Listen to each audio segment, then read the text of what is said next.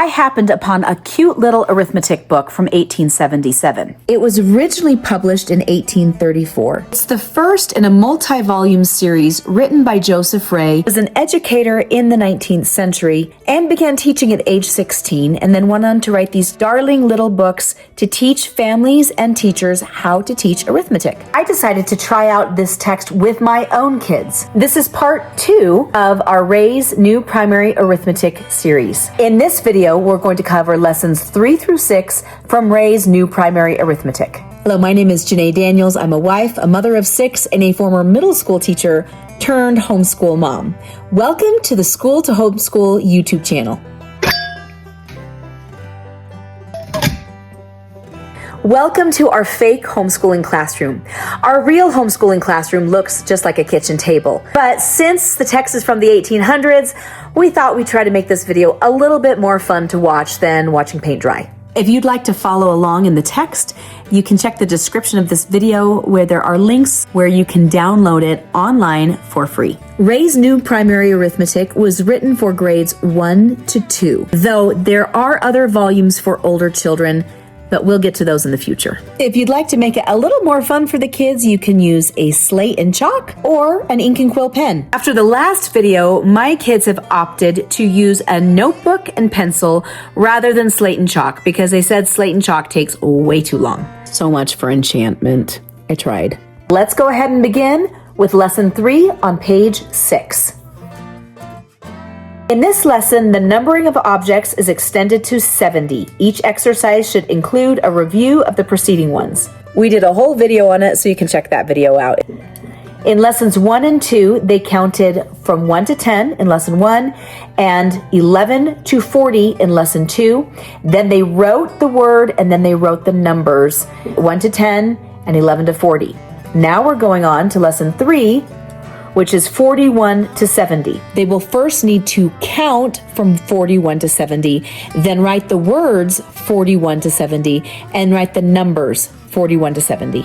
And that comprises lesson 3. One of the things that the text suggests is that children use actual objects when they are counting, whether that be marbles or kernels of corn or beans, or use a counter such as an abacus. Jacob, will you show Kara how to use the abacus to count from 41 to 70?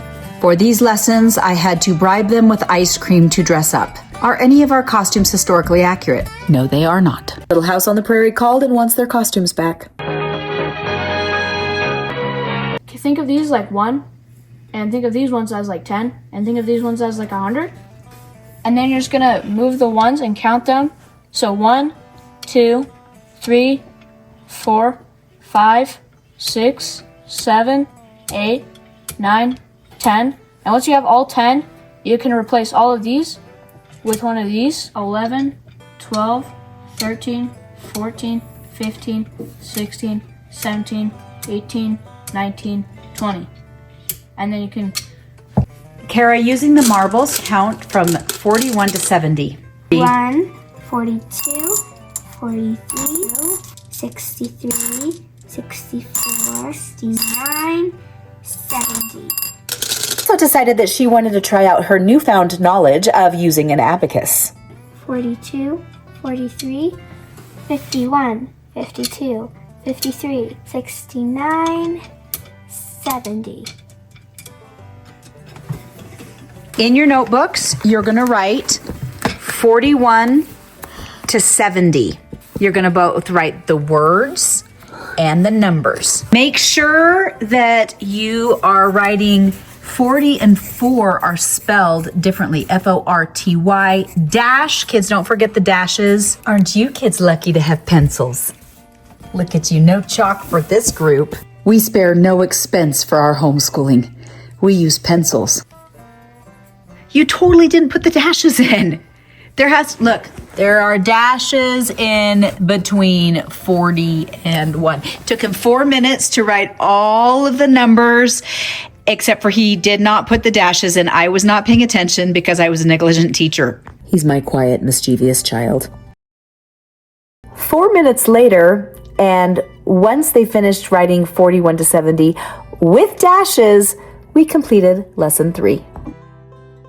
For lesson 4, they're going to count 71 to 100 using objects or a counter, such as an abacus, and then they're going to write the words 71 to 100 and then write the numbers 71 to 100. 71, 72, 94, 95, 96, 99, 100. Uh-oh, you've got 111 there. 100. Jacob also counted as well, but I figured you were probably good. You have to write 71 to 100, both the words and the numbers. We're writing from 70 to 100. Yeah, you are. No. And you thought your kids were the only ones. Jacob is trying to hack the system. He's putting 70 dash. Done. And thus concluded lesson 4, which only took about 5 minutes. So Kara would tell you it took 12 hours. It didn't. So now let's go on to lesson 5. Lesson 5. Pupils should be taught to read figures readily from 1 to 100. The figures should be copied on the blackboard, or in our case, their notebooks. All right, so here you're gonna point to the number and say what the number is. The numbers are out of order, so let's see how you do with your numbers. 2, 20, 12, 21, 22, 37, 75, 67, 76, 98, 70, 99, 100. And now it's Kara's turn. 2, 20, 12, 99, 100. And after they copied the figures into their handy-dandy notebooks. Business up top, and shorts down below. And thus concludes lesson 5, which only took about 5 minutes. And finally, let's move on to lesson 6. Lesson 6. The pupils must be thoroughly exercised in writing numbers. 1 or more pupils at a time may be sent to the blackboard, or the work may be done at their seats with a pencil and slate, or their notebooks. They're gonna make us write all of this. Yes. We won! Aren't you lucky that we have notebooks?